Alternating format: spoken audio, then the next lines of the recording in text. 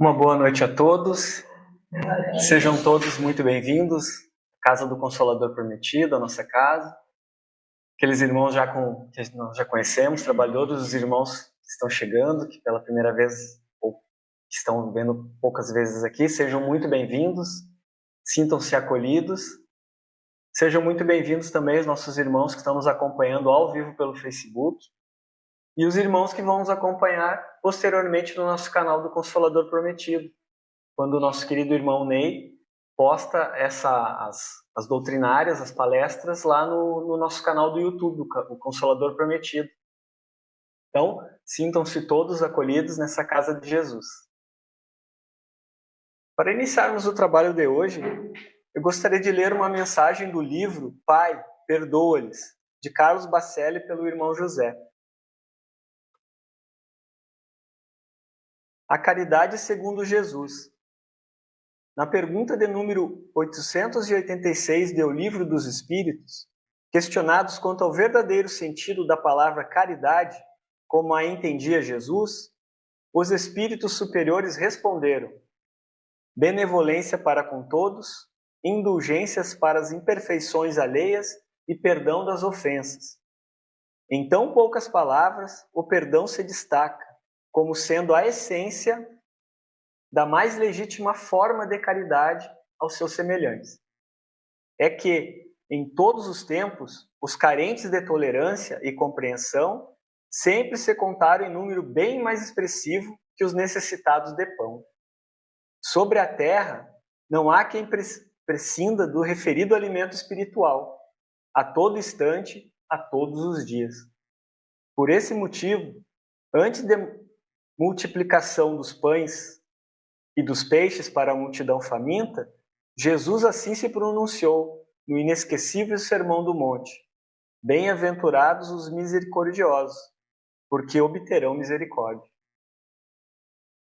Com essa bela mensagem, mais que oportuna para todos nós, nesse momento da nossa caminhada evolutiva, eu convido os irmãos que assim o desejarem para fechar os olhos físicos, não como uma forma ritual, mas como uma maneira de nos conectarmos com nosso Pai, de infinito amor e bondade, ao nosso querido Mestre, amado Jesus, aquele que é o nosso modelo, o nosso guia, nosso irmão mais velho, o nosso exemplo, e o governador do nosso óleo.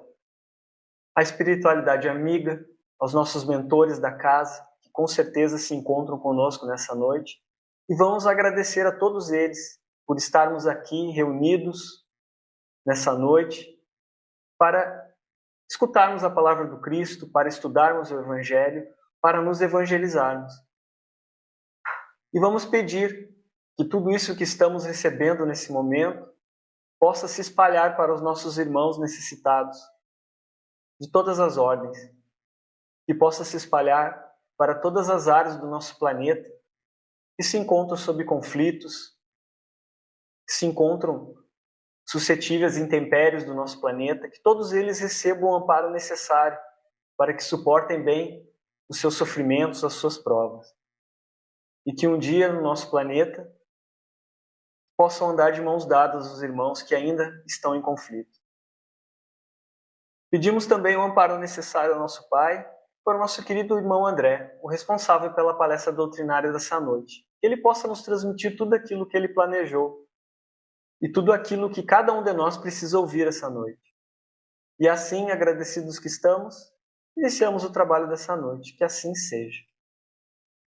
Então, de imediato, eu já gostaria de chamar o nosso querido irmão André, ele que é trabalhador da nossa casa, Casa do Consolador Prometido, ele que é um divulgador da doutrina espírita na região, através das palestras e principalmente do seu exemplo, do seu trabalho que ele faz de caridade em toda a nossa região. Então, muito bem-vindo, André, e boa palestra.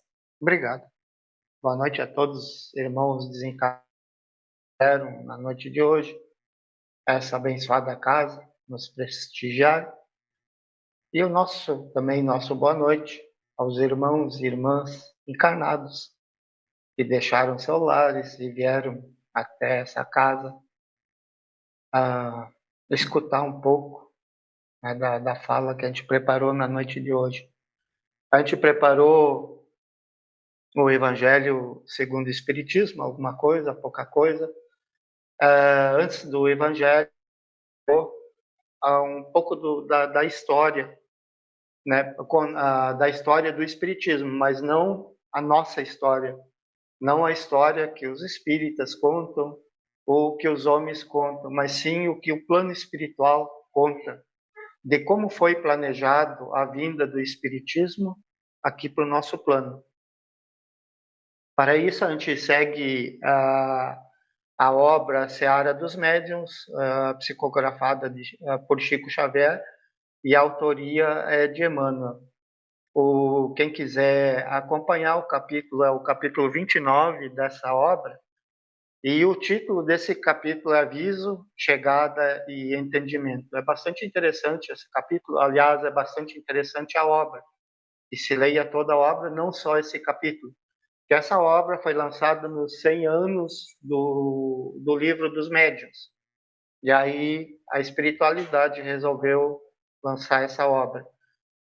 E nesse capítulo, Emmanuel nos conta como que foi planejado o espiritismo no plano espiritual e como foi planejado que ele chegasse até nós, ou chegasse até o orbe, como a espiritualidade, os benfeitores, amigos, planejaram tudo isso, né? Para nós, a grande maioria, a gente aprende que começou com Kardec e tal, né? Kardec codificou a doutrina espírita, mas será que é isso que a espiritualidade superior fez? Que somente isso? Né? Então vamos ver nesse capítulo. Aviso, chegada, entendimento. Né? O período do aviso ele tem mais ou menos 242 anos. Esse tempo ele iniciou em 1668 com o Emanuel Swedenborg e terminou com o nosso irmão André Jackson Davis, da médium, os dois médiums, né?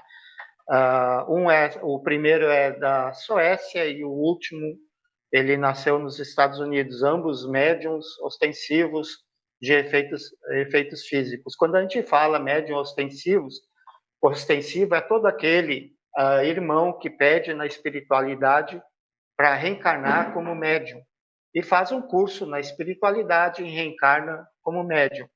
Ambos esses dois irmãos, eles tinham uma mediunidade bem aflorada.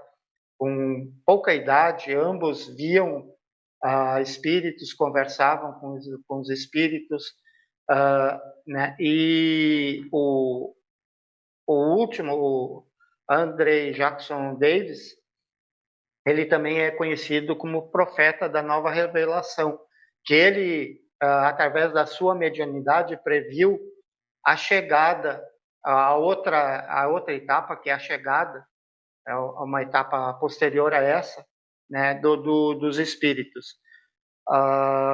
É bastante interessante o que esses irmãos, né? O André Jackson Davis, ele teve a oportunidade de encarnado ver os seus mentores, e um dos mentores era o Emanuel Swedenborg, e o outro era Galeno. Os dois o assessoravam. O André Jackson Davis ele previu a vinda do carro, a construção do carro, né, e tantas outras coisas que ele previu. Ele também é conhecido como profeta no sentido de prever acontecimentos. E a outra etapa isso foi tudo planejado pelo plano espiritual. Lógico que nesse período muitos e muitos avisos, além desses dois aqui a gente só colocou o início e o fim dessa etapa. Mas lógico que durante os 242 anos muitas coisas aconteceram. Muitos médiuns encarnaram, muitos avisos nos foram transmitidos. Né? E aqui a gente só colocou o início, 1600 e alguma coisa, né, a 1848. Essa é a etapa do aviso que Emmanuel nos conta, né? E a etapa da chegada? A etapa da chegada é uma etapa bastante barulhenta na nossa história, principalmente do Espiritismo. É a história onde muitos e muitos médiuns, justamente para isso, para chamar atenção, né? Diz o nosso irmão Marcelo que foi uma etapa necessária, dizem os espíritos superiores também, né, que isso foi necessário, a vinda desses médiuns para o plano físico, muito médium de efeito físico, enfim, a gente vai ver. Essa etapa começa em 1848, 31 de março, aquele data, 31 de março de 1848, no condado, numa cidadezinha de Hydesville, é uma vilazinha. Essa casa dos Fox, ela era não na vila, era uma casa mais retirada. Nessa casa vivia o pai, a mãe e duas filhas. Os outros filhos já haviam saído. E principalmente a filha mais nova, a Kate, né, era médium de efeitos físicos. E nessa casa começou, todos nós, a gente sabe mais ou menos um pouco dessa história, né, que era médium de efeito físico e começaram pancadas, porque ali o senhor que morava antes na casa, ele matou um mascate, um vendedor, né? Na época era conhecido como mascate, e depois essa família, eles se mudaram, e esse nosso irmão que foi morto na casa, ele permaneceu, ele não tinha conhecimento nenhum, e ele se mostrou através de pancadas, porque a irmã mais nova, a filha mais nova do casal, a Kate, ela era médium. E como criança, 11 anos como criança, ela começou a brincar, começou a conversar com esse espírito. Aí perguntava se é sim, deu uma pancada, se é não, deu duas pancadas e começou a conversar. E a comunidade começou a ter conhecimento disso, dessas pancadas, e começou a juntar gente, né? A família, no final, teve que sair, né? E aí ele falou que ele era Charles Rosman, o nome dele, e ele havia sido assassinado e havia sido enterrado no porão. Cavaram todo o porão, acharam uma ossada, né? Não conseguiram provar que era Charles Rosman. Mas décadas depois, em 1850, 1905, se eu não me engano, a casa havia sido abandonada e as crianças brincando, uma parede caiu, encontraram o cadáver de Charles Rosman. Ele tinha sido, o morador tinha emparedado ele com uma parede falsa, e como essa parede caiu, aí descobriram o cadáver, que realmente as irmãs Fox, elas tinham razão, que havia um irmão que havia desencarnado, sido morto e permanecia ali naquele local.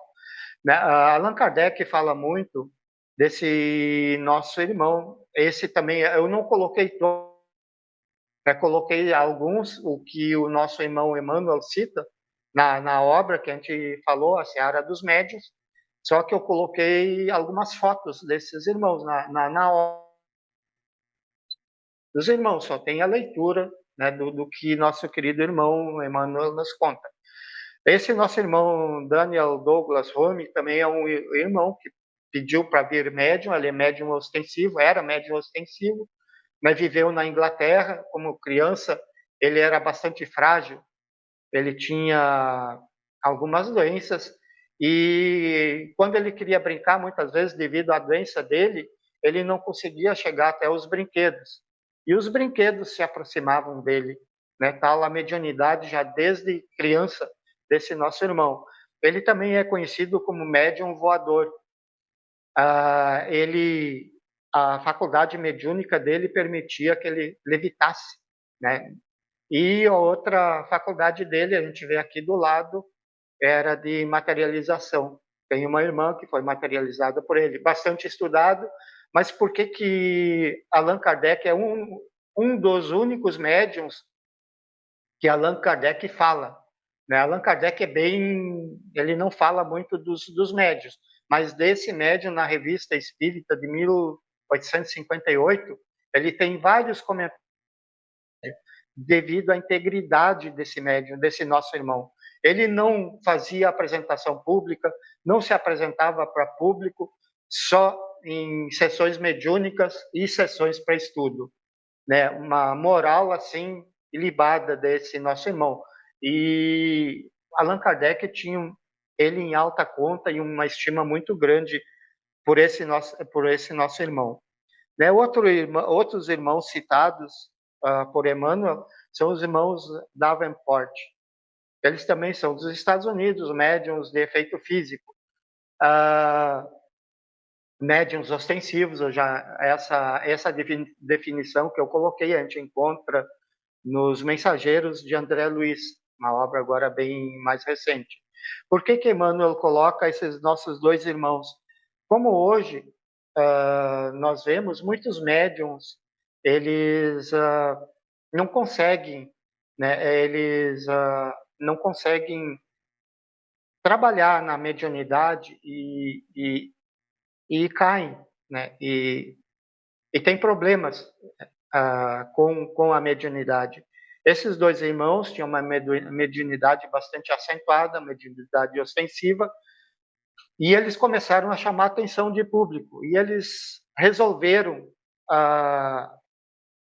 que essa mediunidade poderia ser usada para ganhar dinheiro. Como hoje a gente vê muitos médios, muitos irmãos nossos que desviam do caminho. Né? É a opção de cada um, não somos juízes de ninguém, cada um faz o caminho que acha certo, o bem. E esses dois irmãos, eles se apresentavam em teatros.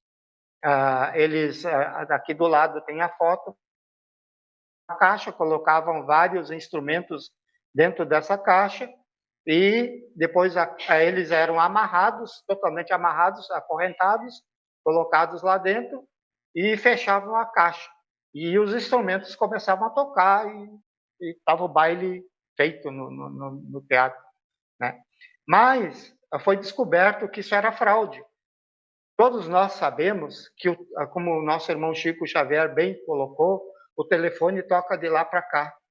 Nós não temos controle nenhum sobre os espíritos. São eles que vêm nas reuniões mediúnicas, a gente tem horário marcado, tudo, mas é habitual a gente fazer essa reunião. Então, não é assim, a gente manda nos espíritos, tal dia vocês vêm que a gente... Não, é uma reunião de estudo, uma reunião de atendimento, não é que nem esses nossos irmãos. E também outra, eles ganhavam dinheiro com essas apresentações. Né, outra médium bastante comentada no espiritismo é Florence Cook, que materializava o espírito Kate King. Né? Ela começou cedo com a mediunidade e com 16 anos ela procurou, como eu falei antes, muitos cientistas encarnaram também para comprovar esses fatos, estudar esses fatos, essas manifestações dos nossos irmãos. E um dos cientistas que reencarnou, entre muitos, eu vou citar só alguns que Emmanuel coloca, William Crookes. Todos aqui que no grau conhecem esse nosso irmão, tem bastante coisa em ciências, né, que em física principalmente, ele é prêmio Nobel de física, se não me engano, e também ele tem o nome dele na tabela periódica. Ele estudou durante 3 anos o espírito de Kate King, que se materializava. Com 16 anos, a nossa irmã, a médium, pediu para que ele que ele a estudasse, né? E assim ele o fez também, aceitou a médium. Ela ficava num quarto separado, eram medidas as batidas cardíacas, temperatura da médium, do espírito, né? E a médium tinha uma temperatura, tinha um determinado batimento cardíaco, o espírito outro, e durante mais de 3 anos, todas as noites, eles estudavam, William Crookes e sua equipe estudavam esse espírito, Kate King, e a médium Florence Cook. Emmanuel também coloca o Zapia Paladino, uma médium também de efeitos físicos, é a médium que mais foi estudada na história do espiritismo, né? Ela era uma senhora muito pobre, porque a família dela já é pobre, e quando ela nasceu, a mãe dela desencarnou. Ela foi estudada por inúmeros cientistas, né? Um deles é Alexander Azakov, tem uma obra bastante interessante desse nosso irmão, ele é russo, né? E uma obra bastante interessante, Animismo e Espiritismo, ela já tem bem traduzida em português, né? O outro cientista que estuda essa nossa irmã é César Lombroso, ele é italiano, e um dos mais importantes é Charles Richet, Prêmio Nobel de Medicina da França, e estudou essa nossa irmã, e ele criou um termo, né, o termo ectoplasma, que é esse material do qual os espíritos se materializam, né? É um material que nós temos, um fluido que nós temos, alguns em maior quantidade, alguns em menos quantidade, e quem pede para vir médium de efeito físico, né, o médium de cura, tem esse fluido em maior quantidade. E chegamos no final desse período que é conhecido como chegada, né, que Emmanuel nos coloca. Chegamos no período de entendimento. Na palestra de Divaldo Franco, proferida em 18 de abril de 2020, ele e a palestra é o Livro dos Espíritos, ele nos dá um esclarecimento sobre esse novo período, que é o período do entendimento, no qual nós nos encontramos hoje, que seria um pouco além, segundo a espiritualidade superior. Nós somos não somente entendimento, mas também atendimento, né? Nós, através da chegada do Livro dos Espíritos e das obras básicas, a espiritualidade superior presume que a gente já tem condições, a gente já entendeu as obras básicas, que a espiritualidade superior quis nos passar, e a gente já pode trabalhar com isso, né?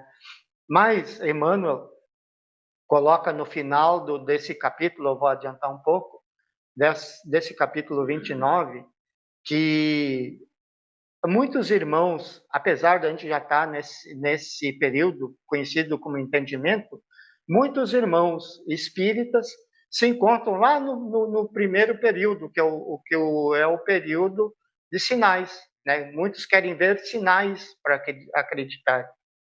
Muitos irmãos, né? Não só espíritas, como não espíritas. Muitos outros irmãos, ele coloca, eu vou citar o que nosso irmão Emmanuel coloca. Milhares de irmãos se encontram ainda no período de sinais. Outros tantos milhares se encontram no período da chegada. Eles querem ver o fenômeno. E poucos se encontram nesse período do entendimento. É isso, infelizmente, somos nós, né?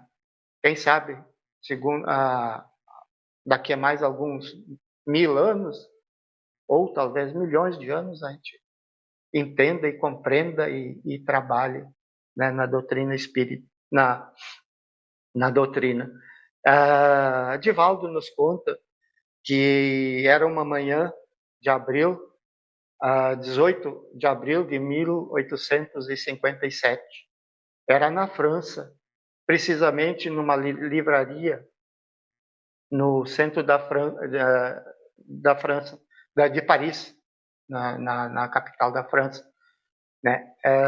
Lá tinha uma livraria em que o dono havia falecido e se encontrava no comando da livraria, na gerência da livraria, a viúva, né? E ela, nessa manhã, entre 10 e 11 horas, ela estava bastante apreensiva, ela estava bastante nervosa nessa livraria.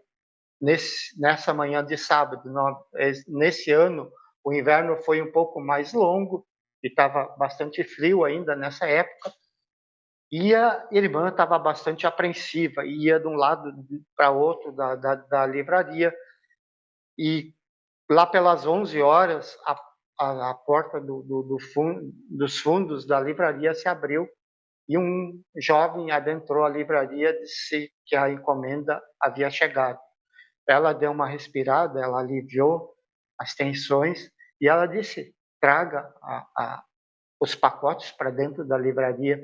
E assim o moço o fez, que trouxe na época, lógico, que não havia carro, né, eram carruagens, e o moço trouxe os pacotes. Ela rapidamente começou a abrir um pacote e tirou um livro. E ela, olhando aquele livro, ela falou, estava o filho dela também, ela falou para o filho dela: nós temos que pegar um livro desses, empacotar e mandar um mensageiros para o professor Rivail, para ele olhar esse livro, para ele ver esse livro, né? Nesse mesmo momento, a 2 quilômetros dessa livraria, na Rua dos Mártires, em Paris, um senhor havia já tomado café, já havia feito a sua higiene pessoal, e ele falou para a esposa, quando ele se levantou: eu tenho umas ideias bastante interessantes hoje. Eu vou me arrumar e vou para a livraria lá no centro de Paris, né? E assim ele o fez. Caminhou esses 2 quilômetros, chegou na livraria, justamente quando a irmã, a dona da livraria, havia pego o livro e estava falando para o filho dela que iam contratar um mensageiro para mandar esse livro para o professor Rivail. Justamente nesse momento, o professor chegou. Ele pega esse livro, fica olhando para esse livro, e pela sua mente passam imagens, principalmente uma mensagem de uma reunião mediúnica que o irmão Zefiro havia falado para ele, né, através de uma médium de bastante confiança dele, que era José, né, e esse irmão falou para ele, diz: olha, nós convivemos juntos tempos atrás na Gália, né, que era na região da França ali também, mais precisamente na região de Lyon, por ali. Naquela região, nós convivemos há muito tempo atrás, uns 100 e poucos anos atrás, nós convivemos ali. E eu me recordo das nossas vidas ali. E me recordo que o senhor era um sacerdote. O senhor era um sacerdote dos druidas, falando para Allan Kardec. Daí o seu nome era Allan Kardec nessa existência. O senhor era vegano, né? Vegano não comia carne, só se alimentava de cereais, de ovos e de lácteos, né? E o senhor já acreditava na reencarnação, nessa encarnação em que nós vivemos com os druidas. E passa pela mente do nosso querido irmão também uma comunicação da mesma médium, que ela em transe viu, né, e falou para Allan Kardec: eu vejo, irmão, um machado cravado numa velha árvore, e o senhor vai ser o encarregado de cortar essa árvore, essa velha árvore, e vai surgir uma nova árvore que vai dar muitos frutos. E Allan Kardec entendeu a mensagem, deu uma parada e perguntou para ela: diz, e se eu falhar? Aí a médium disse, não tem problema nenhum. Outros assumirão o seu lugar. Né? Nós, através dos estudos, sabemos que havia mais 2 irmãos já preparados para assumirem o lugar de Allan Kardec, caso ele falhasse. Graças a ele, né, ao esforço dele, durante 5 anos que ele trabalhou exaustivamente, ele conseguiu codificar a doutrina espírita. Mais de 1000 médiuns, aqui a gente citou poucos médiuns, citou 3, 4 médiuns, né? Foram mais de 1000 médiuns com quais Allan Kardec trabalhou, através de carta, de correspondência, respondia, recebia. Vejam o trabalho que esse nosso irmão teve. Né? E um foi Leon Denis e o terceiro foi Camille Flammarion. Camille Flammarion, numa existência passada, ele tinha sido Galileu Galilei, e nessa ele veio para ajudar a codificar o espiritismo. Leon Denis havia convivido com Allan Kardec na época dos druidas. E assim nós temos as 5 obras básicas codificadas por Allan Kardec. Eu não gosto muito de datas, eu acho que datas é mais para a história, a gente não está estudando história, né? É mais light. Basta saber o conteúdo, né? Já está bom para nós, né?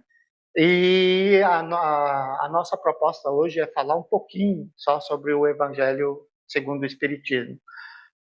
O Evangelho segundo o Espiritismo ele já tá, ele começa no Livro dos Espíritos. Esse aqui é o Livro dos Espíritos, né? Tem a introdução, os prolegômenos, e depois a primeira, a segunda, a terceira e a quarta parte, que cada parte é um livro da codificação do Pentateuco Espírita. E a terceira parte peço desculpas, e a última parte é a conclusão. A conclusão são 9 itens, nem o item tem título. Ele conclui todo o Livro dos Espíritos nesses 9 itens, bastante interessante, vale a pena estudar. Né? O Evangelho segundo o Espiritismo, na primeira edição, ele não tinha o nome de Evangelho segundo o Espiritismo. Allan Kardec colocou a imitação do Evangelho. Depois de conversas com amigos que trabalhavam com ele, né, chegou a esse termo, Evangelho segundo o título. Depois da terceira edição, o título foi esse, Evangelho segundo o Espiritismo. Né? Aqui eu tirei essa aqui é uma partezinha da introdução, introdução do Evangelho. Obrigado. É bastante interessante a introdução do Evangelho que Allan Kardec coloca, os espíritos superiores colocam, que nós, muitas vezes, lendo o Novo Testamento, nós não entendemos o que tá escrito, a mensagem que os evangelistas querem nos passar. Lógico que são passagens do nosso querido Mestre Jesus.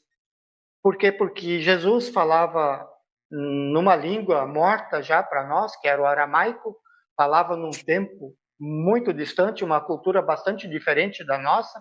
Então, lógico, e ele tinha que usar uma linguagem bastante acessível para esse povo, para essa época. Então, para nós hoje fica difícil a gente entender. E o Espiritismo, ele tem a chave para a gente entender essas passagens. Em várias, a gente vai ver todos os capítulos do Evangelho segundo o Espiritismo, é muito fácil a gente entender o que Cristo quis dizer quando esteve aqui. Não coloquei aqui outra passagem bastante interessante também na introdução, ele fala de Sócrates e Platão.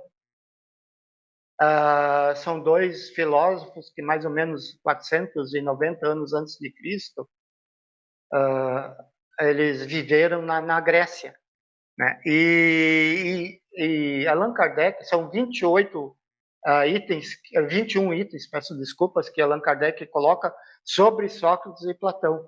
E eles já eram precursores do Espiritismo, principalmente Platão, quando ele tem Tem um famoso mito da caverna, que a gente encontra na obra de Platão, e nesse mito da caverna, ele nos coloca o que a gente vê hoje no Espiritismo. Ele nos diz que nós vivíamos numa caverna, e nessa caverna a gente via apenas as sombras projetadas na parede. E um dia, um desses irmãos que vivia naquela caverna conseguiu sair e voltou e diz: meus irmãos, isso que vocês estão vendo, que nós estamos vendo aqui, não é a realidade. A realidade está lá nos céus, né? Seria a tradução da palavra que ele usou. Lá sim, lá está a realidade. Platão nos diz que tudo que aqui está é uma cópia de lá. Tem alguma diferença do Espiritismo que nós aprendemos, né? O Evangelho segundo o Espiritismo são 28 capítulos, né? 27 dos quais dedicados à explicação de Jesus.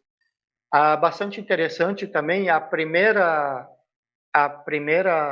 passagem do Novo Testamento da fala de Jesus é de Mateus, no Evangelho, e Mateus também, quando esteve e escreveu o Evangelho, provavelmente, segundo os estudiosos, provavelmente em aramaico, né? E ele coloca uma frase bastante interessante.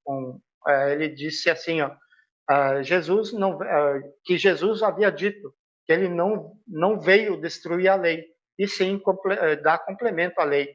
E Allan Kardec usa essa mesma frase, a primeira frase que ele usa no Evangelista é essa: eu não vim destruir a lei, eu vim a complementar a lei. Daí a gente vai seguir o roteiro dessa nossa irmã, Nilza Terezinha Reuter Pelar, a obra essa, Evangelho segundo o Espiritismo, Orientação para Estudo. Essa nossa irmã trabalha com Haroldo Dutra já há bastante tempo, né? E ela tem assim muito conhecimento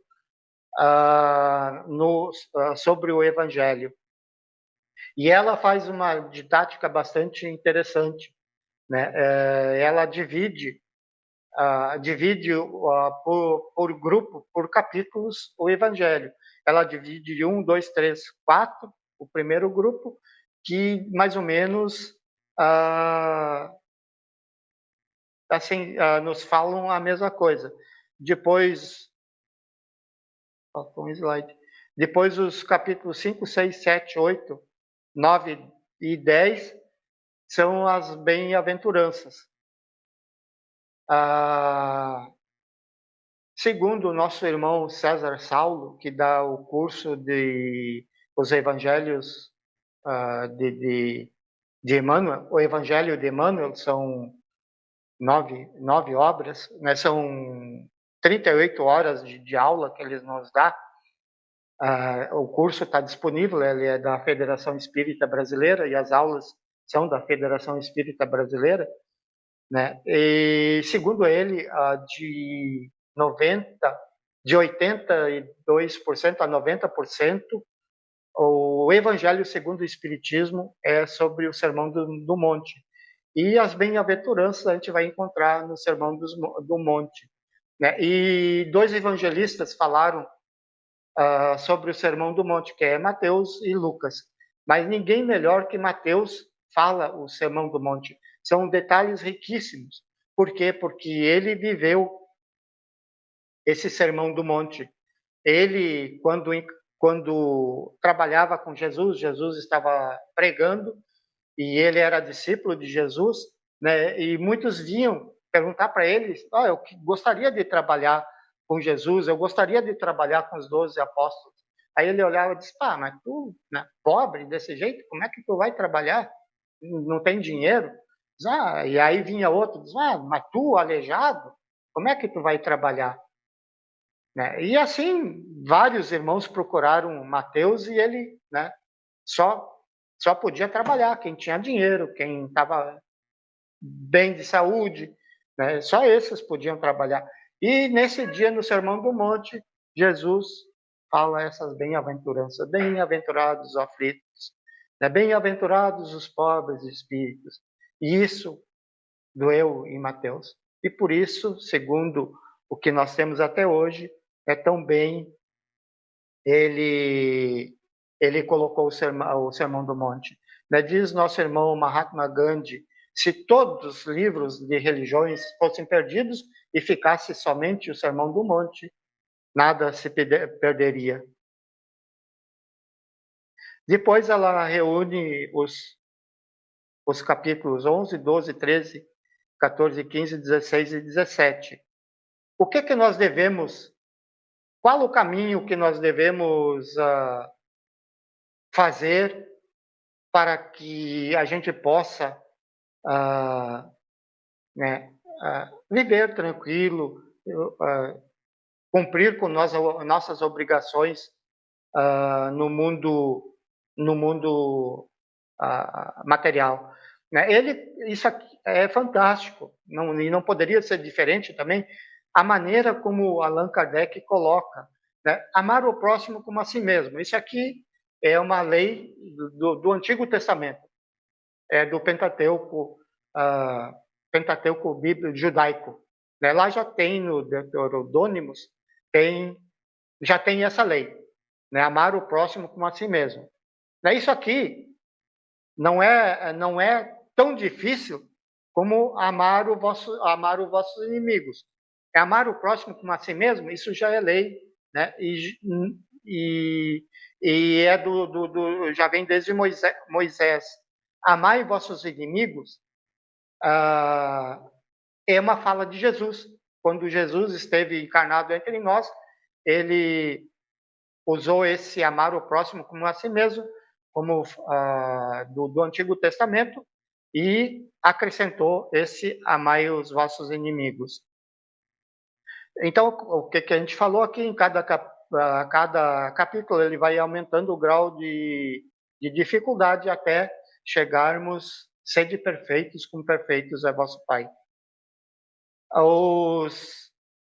Depois ela reúne dos 18, 19, 20, 21, 22, 23 e 24 num outro bloco de estudo, e finalmente ela estuda o capítulo 25, buscai e achareis, e o 26, de graça recebestes, de graça dai.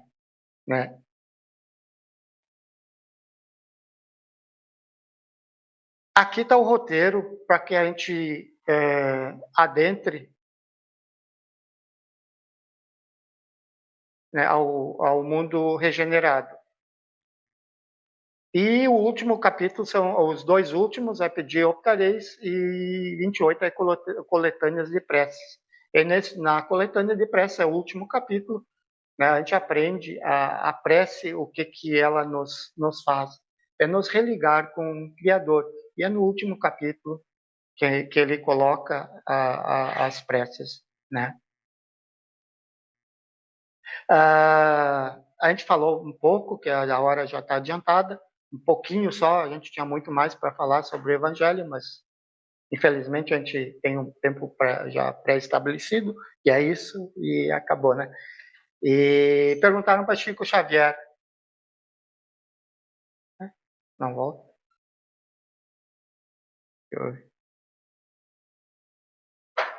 Bem, perguntaram para Chico Xavier o que representava o Evangelho para ele. Ele disse mais ou menos assim: o Evangelho para mim significa para mim mais ou menos o que o Sol significa para a humanidade. Esse é o significado do Evangelho para mim. E a questão, para a gente meditar, um tema de casa, qual a importância do Evangelho de Jesus para você ou para cada um de nós? Então, é essa fala simples, sem enrolação, para a noite de hoje. Agradeço a todos pela presença, espero que tenham compreendido, entendido, e que possamos voltar para as nossas casas em paz, em tranquilidade, e continuarmos a nossa jornada. Que assim seja. Muito obrigado, André, pelas tuas palavras. Muito obrigado a todos que estiveram aqui conosco esta noite. muito obrigado por esse estudo, vem trazer a história de Kardec, né, o trabalho que ele teve para codificar, que foi uma coisa, não tinha internet, não tinha telefone, se conectar com 1000 médiuns em cidades diferentes e depois compilar tudo isso na obra não deve ter sido fácil, não foi. Então, para nós vermos a grandiosidade do nosso codificador, Kardec, que espírito e que trabalho que ele fez para que o Consolador chegasse até nós. Então, muito obrigado, André. E também, como o André falou, lembrar sempre que Jesus não veio destruir a lei.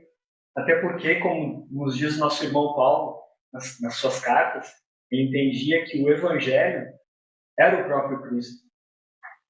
Então, que nós possamos vivenciar o Evangelho com os ensinamentos e o exemplo de Cristo. E, então, por isso que ele disse que não veio destruir a lei, porque ele veio vivenciá-la, né? Então, que nós possamos lembrar sempre que o Cristo está sempre conosco. E Paulo também entendia que, além dele ser, ele era o Evangelho vivo e o exemplo para que nós, o antigo homem, o Adão, que vivia em nós, que ainda vive, se transforme no novo homem. E esse novo homem é o Cristo. Então, essa é a transformação, essa é a reforma íntima que nós devemos almejar. Saímos do antigo Adão materialista, a terra, Adão, no aramaico, né? Adão é terra. Então, que nós saiamos da terra, do material, e caminhamos para o espiritual, o novo homem que é o Cristo, porque ele é o Evangelho vivo. Então, muito obrigado, André, por essas reflexões, e possamos ir para os nossos lares hoje, levarmos daqui essas energias que aqui recebemos, levarmos para os nossos familiares, para os nossos amigos, colegas de trabalho, para todos aqueles que passam pela nossa mente. Porque, mesmo longe, um pensamento bom, através do fluido cósmico universal, vai chegar até o nosso irmão. Então, que possamos ter bons pensamentos e que possamos transmitir essas luzes e esse conhecimento que estamos recebendo aqui para todos. E para encerrarmos o nosso trabalho, agradecendo também aos irmãos que nos acompanharam ao vivo no Facebook e que vão nos acompanhar depois no nosso canal do Consolador Prometido. Muito obrigado pela presença. Obrigado, André, pela sua disponibilidade, a todos vocês. E para encerrarmos o trabalho dessa noite, gostaria de convidar o André para fazer a prece final. Vamos fechar nossos olhos físicos, não com uma forma ritualística, mas uma forma de a gente se harmonizar com os irmãos do plano superior que aqui se encontram, senti-los. Agradecemos, Pai, pela oportunidade que nos foi dada de aqui podemos estar e assim, Pai, trabalharmos na seara do nosso Divino Mestre Jesus. Agradecemos a presença de todos os irmãos que aqui vieram na noite de hoje, desencarnados, irmãos encarnados que saíram dos seus lares e vieram até essa abençoada casa à procura do lenitivo para suas dores. Pai, como eternos pedintes, pedimos, Pai, que esses nossos irmãos que aqui vieram, tanto encarnados como desencarnados, possam ter encontrado nessa abençoada casa tudo aquilo que aqui vieram procurar. Que assim seja, nosso amado e bondoso Pai.